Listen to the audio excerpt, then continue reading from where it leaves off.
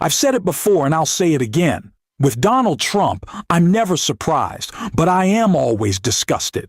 I'm never shocked by how depraved he's willing to be, but it never stops being revolting. That feeling was stronger than ever when I opened Truth Social this morning, hoping, against all reason, not to see a post from our furious, petulant child of a president about Rob Reiner. And of course, that's exactly what I saw. Not condolences, not even Trump's usual empty boilerplate nonsense.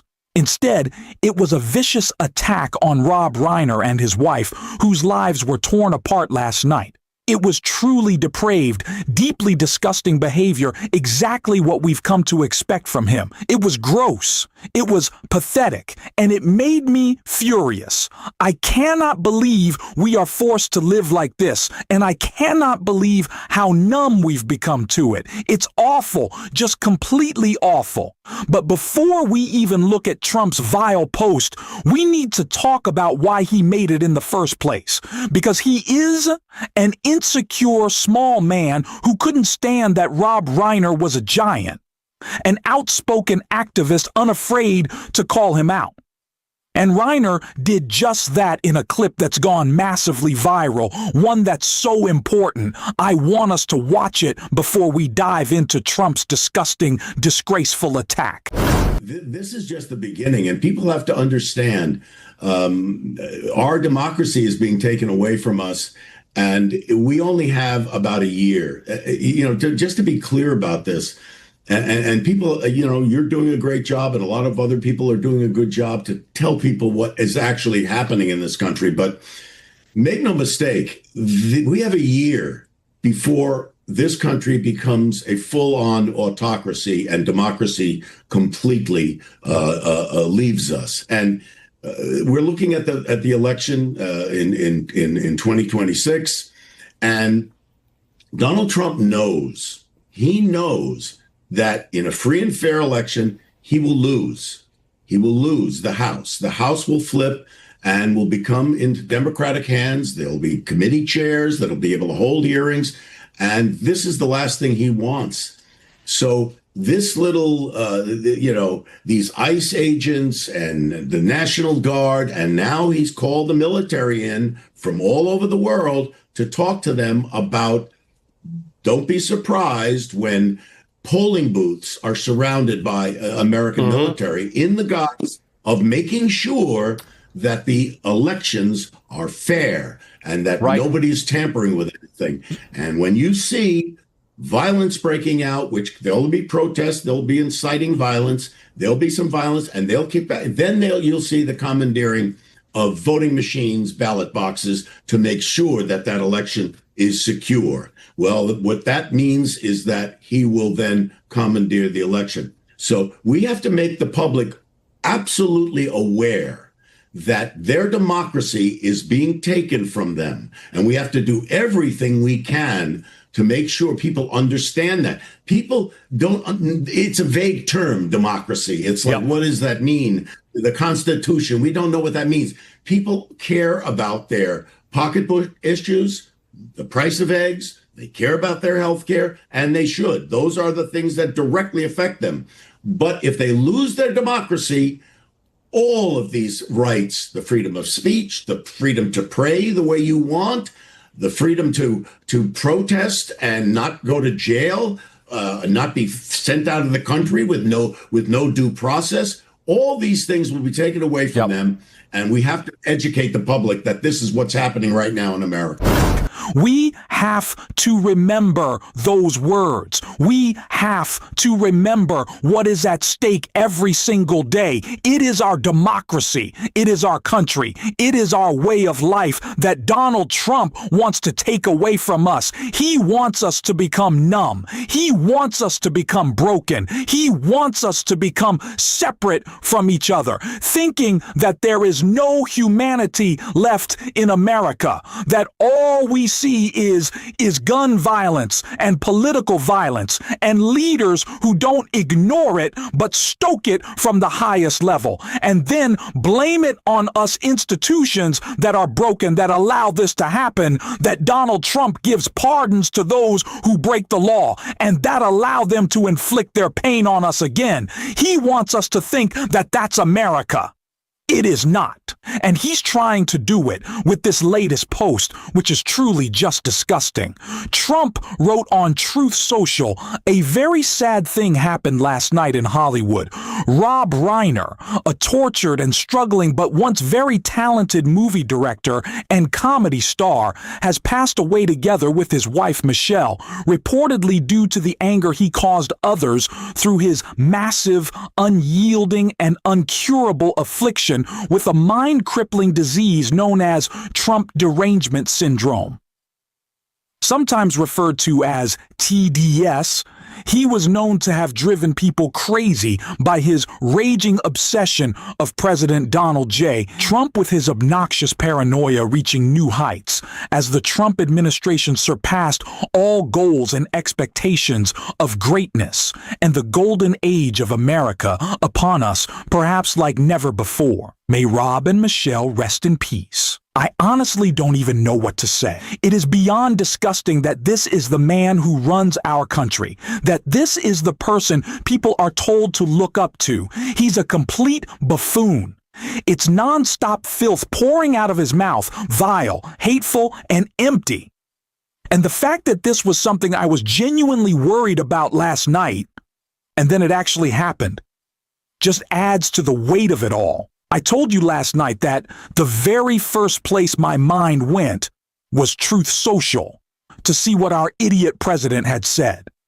And when the only post up at that point was him standing in front of his assassination photo, an event he has exploited more than anyone has ever milked a moment for political gain, it said everything.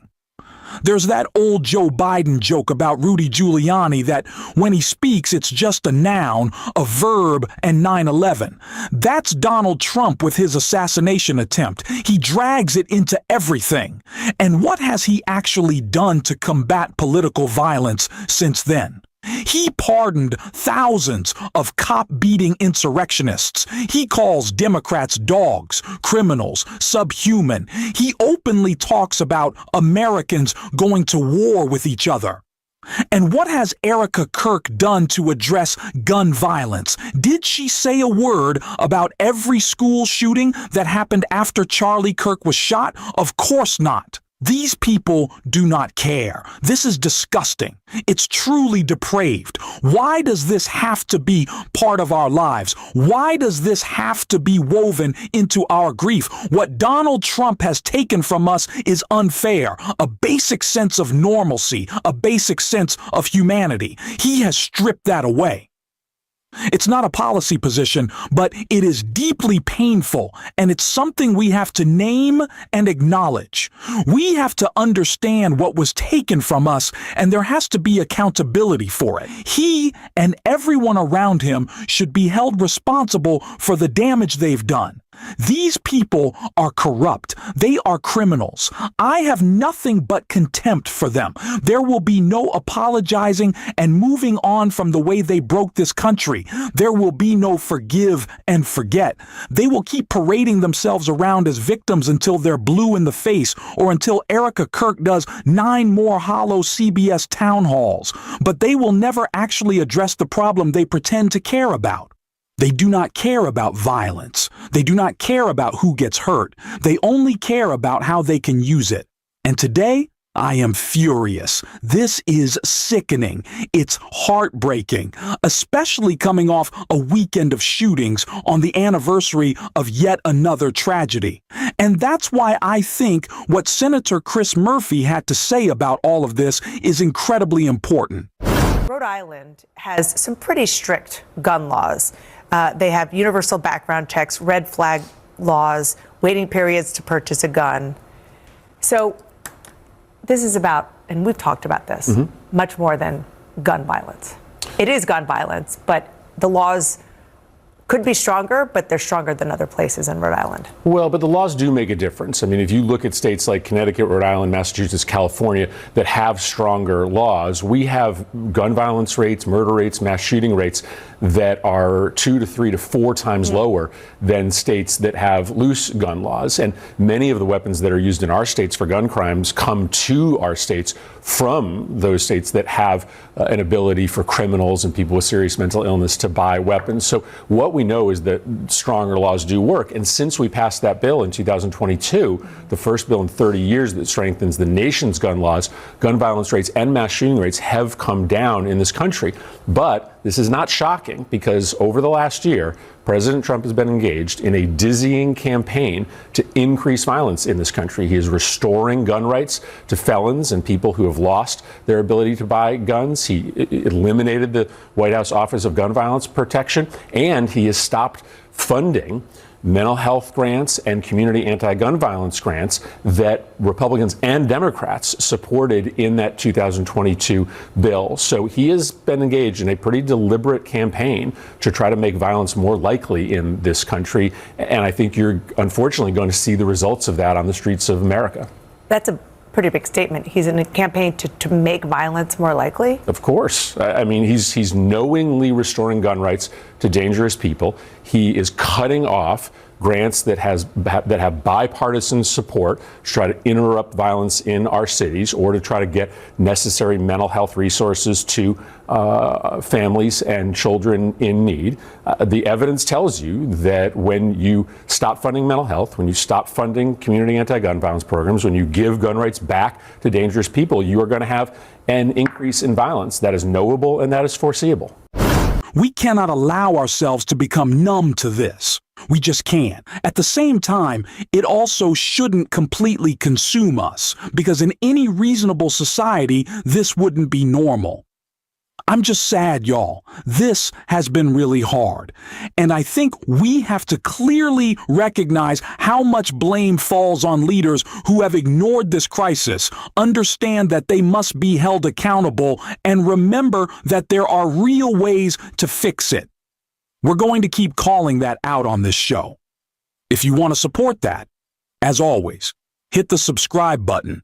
Leave a like on this video, and if you made it to the end, drop a blue heart in the comments. And until next time, I will see you soon.